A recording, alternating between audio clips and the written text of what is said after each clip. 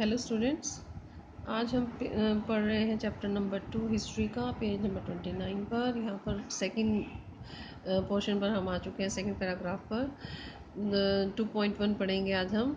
The earliest state, जो ये महाजनपद वगैरह थे, 16 महाजनपद थे, उनकी डिटेल जो है हम यहाँ पर पढ़ेंगे। The 6th century BC is often regarded as a major turning point of the Indian history. जो 6th सेंचुरी है इसे जाना जाता है एक टर्निंग पॉइंट के तौर पर इंडियन हिस्ट्री के। जो अर्ली इंडियन हिस्ट्री थी उसका टर्निंग पॉइंट 6th सेंचुरी को माना जाता है। It is an Ira associated with early states. अब ये वो समय था जब जुड़े हुए थे अर्ली स्टेट सिटीज़। और क्या हो रहा था, ग्रोइंग यूज़ ऑफ आयरन, सबसे ज़्यादा यूज़ हो रहा था आयरन का। और एक और क्या काम हो रहा था, डेवलपमेंट ऑफ कॉइनेज। जो कॉइनेज थी उसका, कॉइन्स वगैरह का जो डेवलपमेंट था वो बहुत ही ज़्यादा इस समय के अंदर हो रहा था। तो बहुत सारे जो चेंजेस थे वो आ रहे थे। It also witness the growth of diverse system of thoughts. जो नए नए डिफरेंट टाइप के जो थॉट्स थे वो भी ग्रो हो रहे थे, इंक्लूडिंग बुद्धिज़्म एंड जैनिज़्म, जो कि किस में इंक्लूड है, बुद्धिज़्म और जैनिज़्म में जुड़े हुए ये जो जितने भी थॉट्स हैं वो जुड़े हुए हैं। अर्ली बुद्धिस्ट एंड जैना टेक्स्ट, जो स्टार्टिंग के जो बुद्धिस्ट और जैन टेक्स्ट हैं, जो कि हम 4th चैप्टर के अंदर जिनको हम पढ़ेंगे, मैंशन अमंग अदर थिंग, दूसरी चीज़ें भी इसमें बताई गई हैं। 16 स्टेट्स, जो 16 स्टेट्स थी उन्हें क्या कहा जाता था, महाजनपद। Although the list very, some names such as, हालांकि लिस्ट जो है अलग भी हो सकती है, लेकिन जो कुछ मेन नेम्स हैं वो क्या थे, वज्जी, ये याद करने हैं। ये आपको ये 16 जो इसमें है उनके जो मेन हैं वो ये नेम याद रखने हैं, मेन वज्जी, मगध, कोशला, कुरु, पंचाल, गंधार एंड अवंती, ये मेन है। ठीक है, महाजनपद जो थे। Occur frequently, clearly these were amongst the most important जनपद, ये मोस्ट इम्पॉर्टेंट जो जनपद थे वो थे, उनमें से ये हैं मेन। ठीक है, अब next paragraph. While most mahajanapada were ruled by king, हालांकि जितने भी महाजनपद थे इन पर राजा के द्वारा जो शासन था वो किया जाता था। सम नोन एज गनास एंड संघास, लेकिन कुछ जगहों को गन और संघ भी कहा जाता था।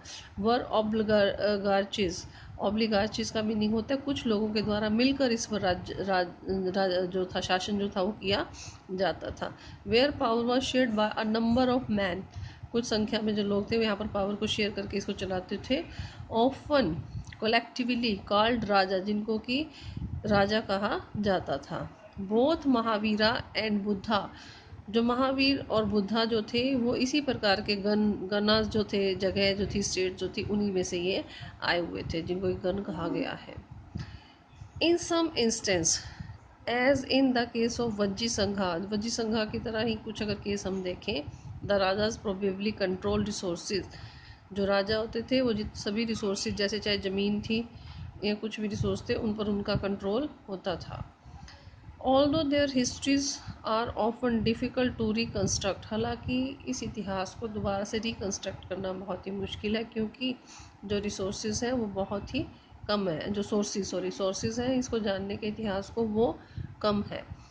सम of the states lasted for nearly 1000 year, इनमें से कुछ स्टेट्स तो लगभग 1000 तक जो है वो बनी रही थी। Next paragraph. Each mahajanapada had a capital city, हर महाजनपद की क्या थी, अपनी कैपिटल सिटी थी।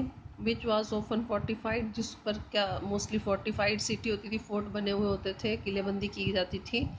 Maintaining this fortified city as well as providing for incipient armies, अब इनको मेंटेन करके रखने के लिए इन फोर्टिफाइड सिटीज़ को सबसे पहले किसकी ज़रूरत होती थी, आरंभ की ज़रूरत होती थी आर्मीज़ की और ब्यूरोक्रेसीज की, जिसके लिए किसकी ज़रूरत होती थी, इन चीज़ों को चलाने के लिए आर्मी भी बनी रहे और ब्यूरोक्रेसीज बनी रहे, रिसोर्स धन की ज़रूरत पड़ती थी। From century 6, next page, 6th century से पेज नंबर 30 की स्टार्टिंग में हम पढ़ रहे हैं। Brahmans began composing Sanskrit text known as the Dharmasutra. अब कई बार आपसे पूछ लिया जाता है कब धर्मसूत्रा को कब बनाया गया था, कब लिखा गया था, किस लैंग्वेज में लिखा गया। तो धर्मशास्त्र जो थे वो संस्कृत लैंग्वेज के अंदर लिखे गए थे और 6th सेंचुरी तक इनको लिखा जाना शुरू हो गया था। इसमें क्या क्या लिखा हुआ था ये भी पूछ लिया जाता है। इसके अंदर कि राजा को कैसे रूल करना है वो तरीका बताया गया था। Who were ideally expected to be क्षत्रिय। एक तो पहला रूल था कि उसको क्षत्रिय होना चाहिए राजा को, ठीक है। और ruler were advise to collect taxes and tributes from the. अब जो रूलर्स थे उन्हें सलाह दी गई थी इसके अंदर कि उनको टैक्स इकट्ठा करना चाहिए या भेंट वगैरह जो है इकट्ठी करनी चाहिए। किससे? जो कल्टीवेटर्स से, ट्रेडर्स से, जो आर्टिसन से, इनसे टैक्स जो है इकट्ठा करना चाहिए।